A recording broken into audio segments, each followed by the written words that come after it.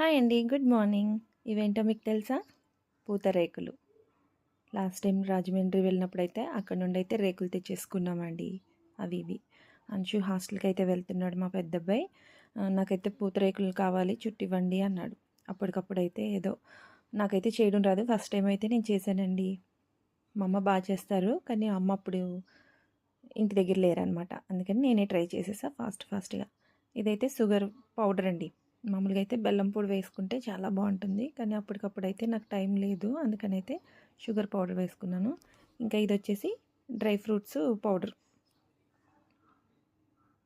జీడిపప్పు, బాదం, పిస్తా అలాగనమాట పౌడర్ చేసుకున్నాను. అందులోనే షుగర్లో ఏంటంటే నేను ఇలాచీ కూడా కలిపేసి మిక్సీ చేశానండి. ఇంకా ఇది ఫ్రెష్ నెయ్యి అనమాట.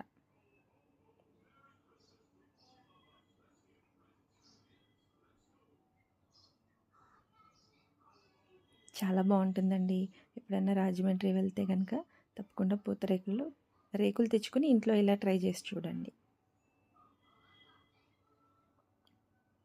ఇలా ఫోల్డ్ చేసుకోవాలి. ఫోల్డ్ చేసి మళ్ళీ షుగర్ పౌడరు, కొద్దిగా మళ్ళీ డ్రై ఫ్రూట్ పౌడరు, మళ్ళీ కొద్దిగా నెయ్యి వేసుకోవాలి.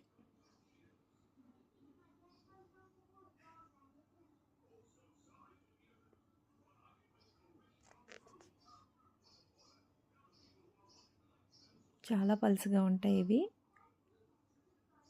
ఈ విధంగా ఇలా ఫోల్డ్ చేసుకుంటే పూతరేకులు రెడీ.